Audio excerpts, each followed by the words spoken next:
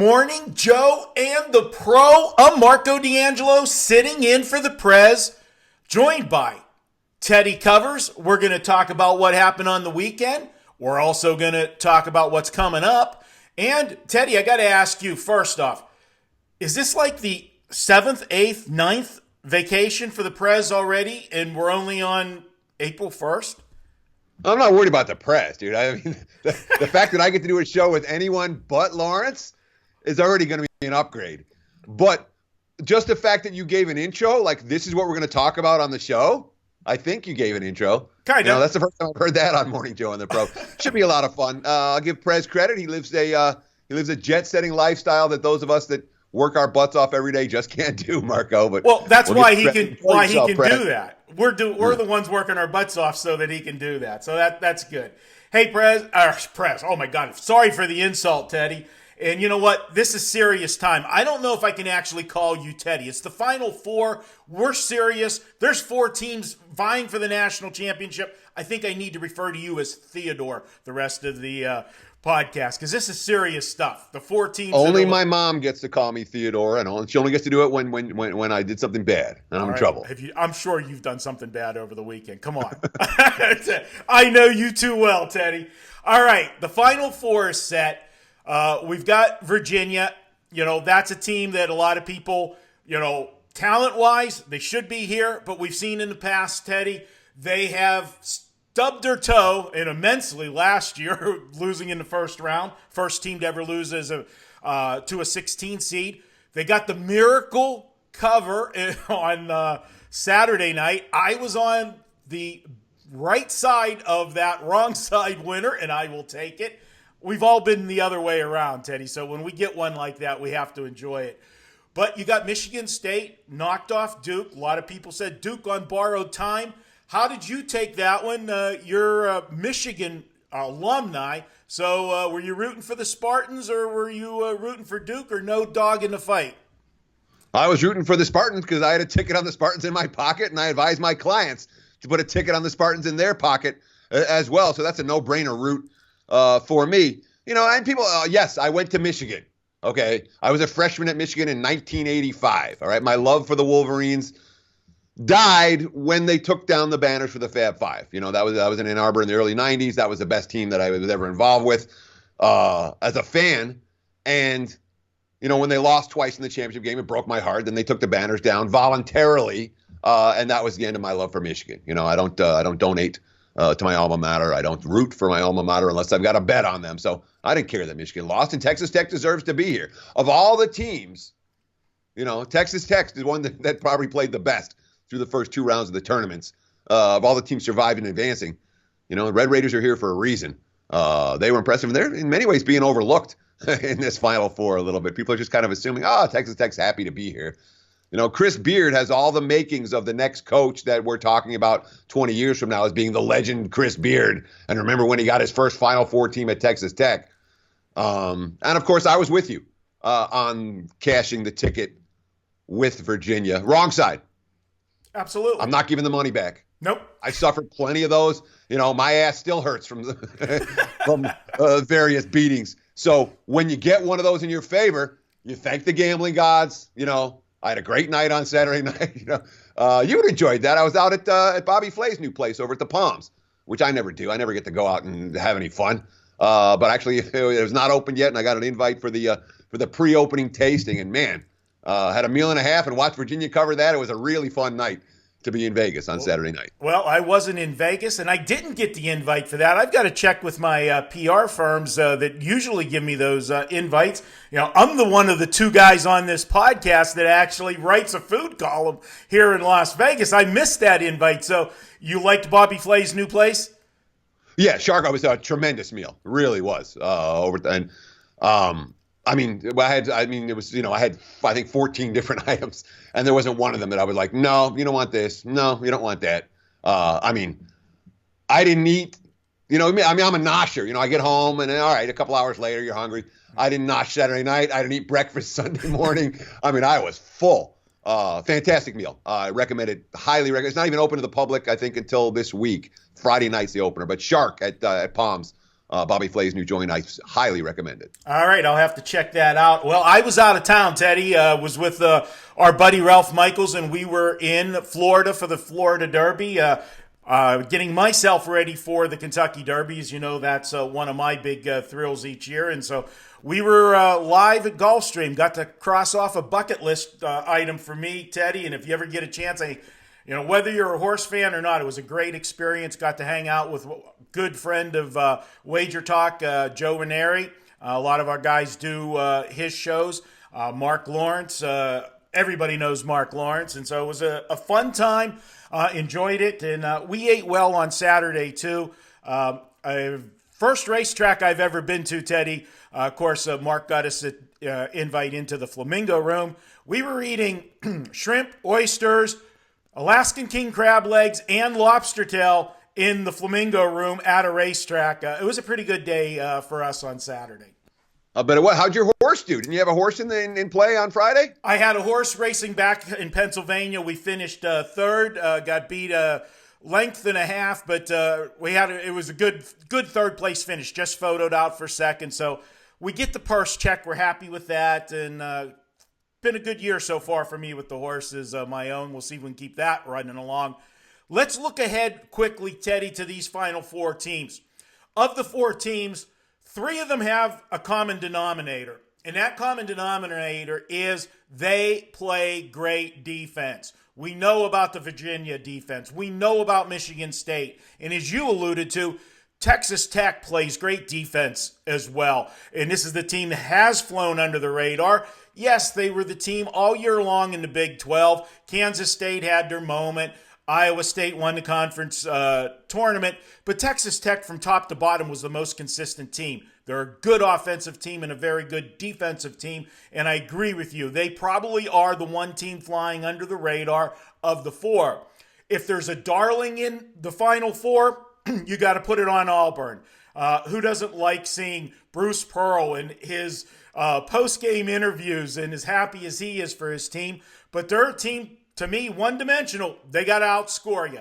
I don't think they have the defense to stop. And for me, defense wins championships. How do you look at this with the four teams?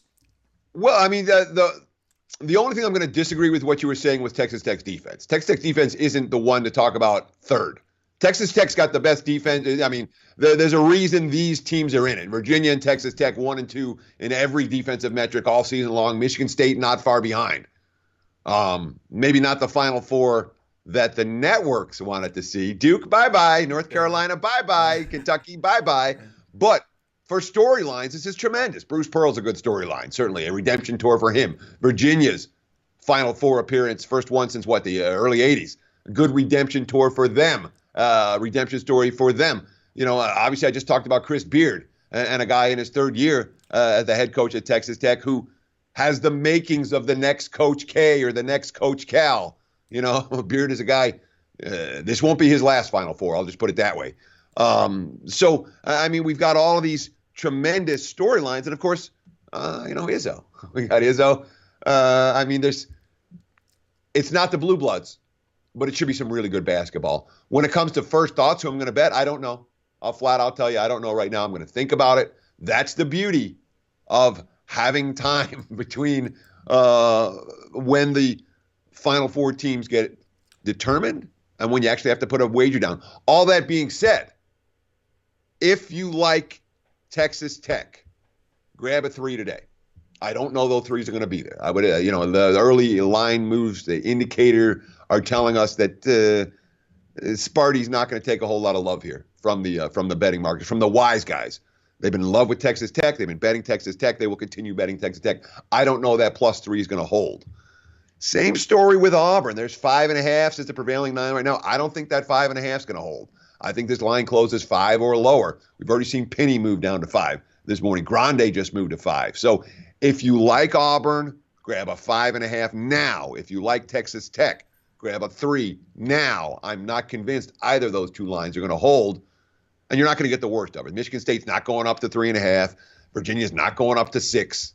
So the way to play it, if you like the dogs, is to get involved earlier rather than later. I agree with both comments on what you're saying with the line. The Michigan State line, however, did open up at 2.5. Was the first showing of the Michigan State line yesterday, and we did see it get to 3.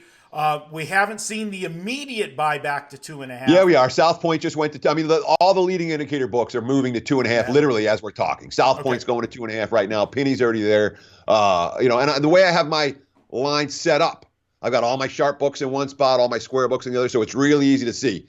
I shouldn't say square book, recreational books that cater recreational. Yeah. So it's really to see. Boom, the sharp money's coming right now, or boom, look, the public's in love with this side, and the initial money did come on Sparty. I'm clearly seeing signs. Heritage just moved to 2.5. They're popping up right now. Yeah. So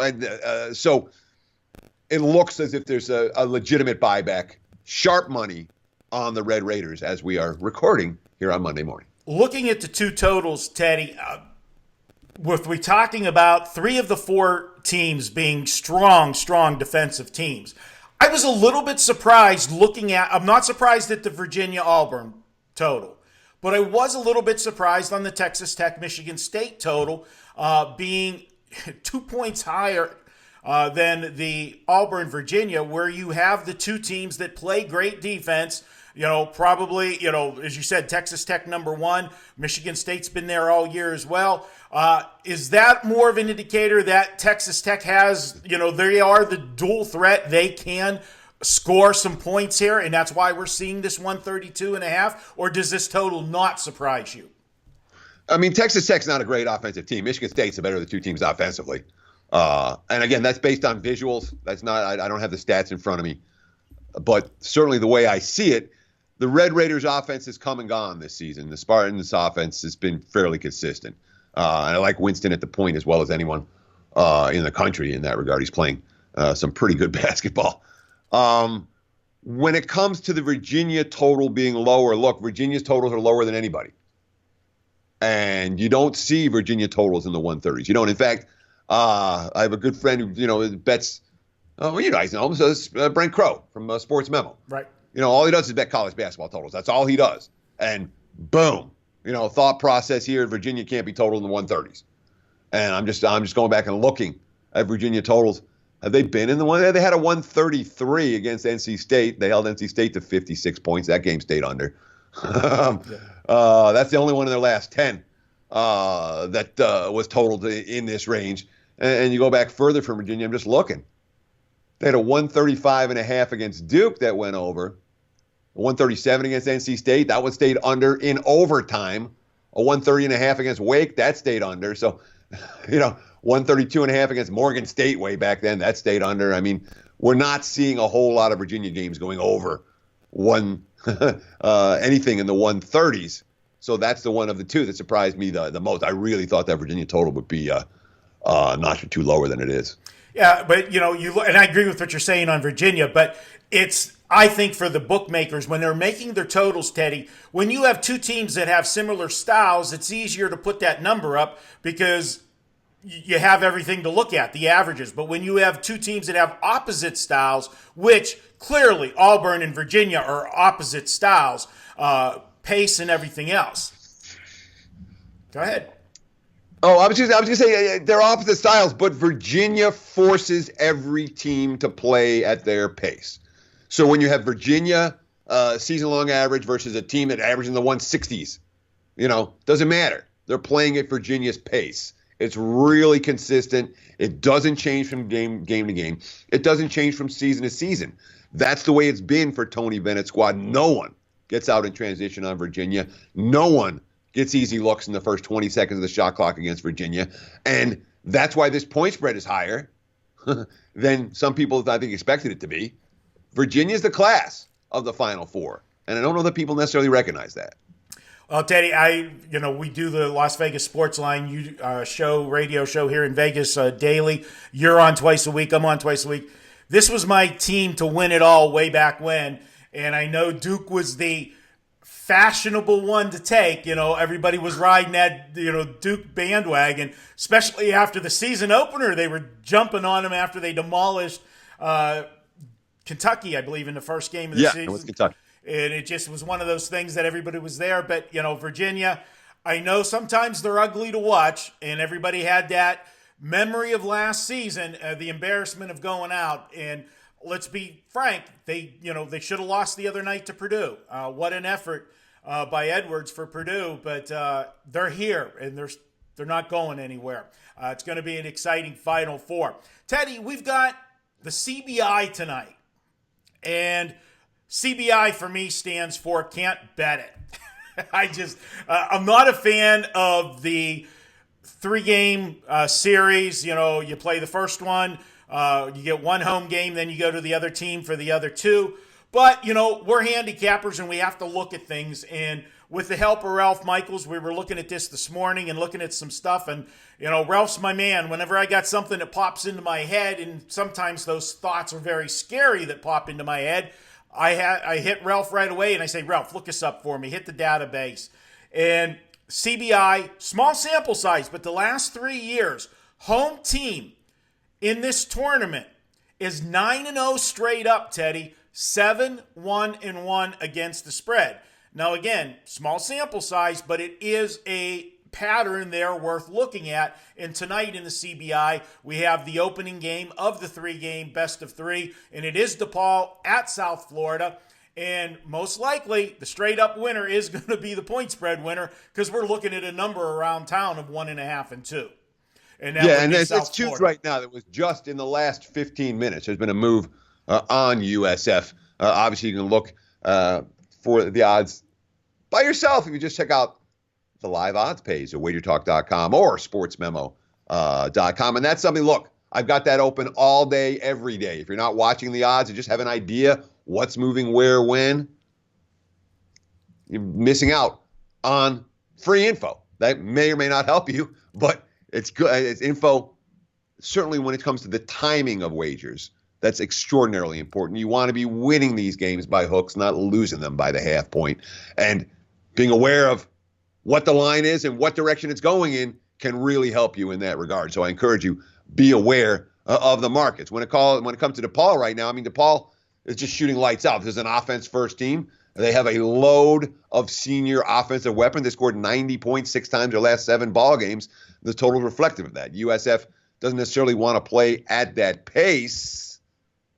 They're the better of the two teams defensively. So certainly if you're looking at the recent CBI history, you want the home team in this ball game. I'm a little bit surprised by how much respect DePaul got off the opening number. They haven't been a great road team at any stage this season, and defensively, they're not the better of these two squads. So I can understand why the money has come on USF in early betting action today, although it wasn't my money, Marco. I haven't put a dime on this ball game. Well, as I told you, CBI is can't bet it for me.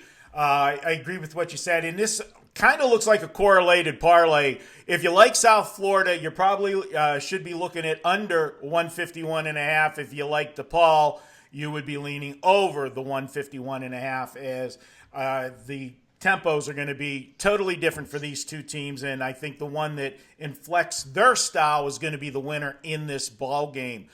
Teddy, anything that struck your fancy you want to share with anybody on the NBA card, baseball card tonight? I know you've been red hot. It is $9 Monday at both sites, both at WagerTalk and Sports Memo. You can get everybody's place today, $9 for each and every package at both sites today, and I highly recommend everybody check that out. Guys have been on red hot runs. I know you've got a play up today. I saw NBA play, correct? Yeah. My March was really good for me and the clients. I hit 60% across sports in March, counting every play every day. I'll take that any month I can get it. And March was a good one. The NBA's been really good. It's been now 7 weeks. That last week, I was really pissed off, Marco. You ever get pissed off? You look at your season record, you're like, I should be better than this, and I got really mad in the NBA because I'm like, I've been tracking it, I've been following it, my results should be better, and I went into the All-Star break and I was pissed, and I'm like, I'm coming out and I'm beating this thing, and it's 25-12 now, the last 37 in the NBA, so it's been a consistent source of profits for the clients, and I swept the board on Saturday, I swept the board on Sunday, I got 6 straight big dance winners, so it's been a good little run right here. Don't ever buy a play, even a $9 play. Don't do it. If you want to get involved, get a package. Give me a week. Give me a month. Let me show you what we can do. Again, I understand people buy plays. if you're serious about winning, if you want to find a capper who you believe in and ride him. Even a week's not enough. I would recommend if you're going to get involved, but do what you want to do. It's just my opinion. Get to play for $9 tonight in the NBA. Let's see what we can do. But yes, thank you for asking. I do have a $9 play on $9 Monday for the NBA. I also have a free play in MLB for tonight. And that, of course, what do I do in baseball, Marco? I ride streaks. You ride streaks in all the sports. You're a big, and you're supposed to, but of any sport, Teddy. And baseball's my wheelhouse. And I love baseball. I've been very selective to start the season. We've had a grand total of 2 plays, Teddy. Both underdogs, both winners. I got my third play up tonight, but baseball, I feel, is the streakiest. You've got to look at streaks more than that in any sport. And you look at them in all of them, but baseball definitely, because it's that day-to-day. They play day after day. There's not, every day is 3 games in 4 days for baseball teams. Tell us what that free play is. And even more than that, baseball is not just every day. There is a legitimate correlation in baseball between what happened yesterday and what happens today. A hot lineup yesterday didn't cool off overnight. A worn-down bullpen yesterday is still worn down today. Overs beget overs. A cold lineup stays cold till proven otherwise. A hot bullpen keeps getting guys out until proven otherwise. Unders beget unders. So when it comes to totals, I love riding totals in MLB. The markets take forever to catch up. And have you watched the Chicago Cubs this season? They haven't cashed an under yet. Nope. They haven't come close to cashing an under yet. The lineup's on fire. The bullpen's in shambles. Atlanta, lineup's hitting. Bullpen's in shambles. Total of 8. Count me in. Braves, Cubs, over the 8. There's the over. And there just went my ear with the over from Teddy. I agree with you, Teddy. I tell you, another team that the bats are hot and the arms are cold. Boston Red Sox. Have you seen the start they've had? Oh my God! Sure. Seattle too. Seattle's an over team. The markets got there before I did on Seattle, LA tonight. That was 8.5 at the open, and there's now 9 and trending. 9 minus 20 to the over. But that's one that certainly stood out as well. In my mind. And Teddy, and here's another little tip for listeners with doing the baseball. They're viewers, buddy. They're viewers. There's viewers. Well, Johnny turns it into a pod too, so we have listeners too. But this one's not for the viewers, only for the guys who are listening. All right. Oh, Teddy. I can take you busting my balls because it's much better than the Prez. He's relentless. But I smile when I do it. But this is a spot where you go overnight and you look at these games. The games are in play.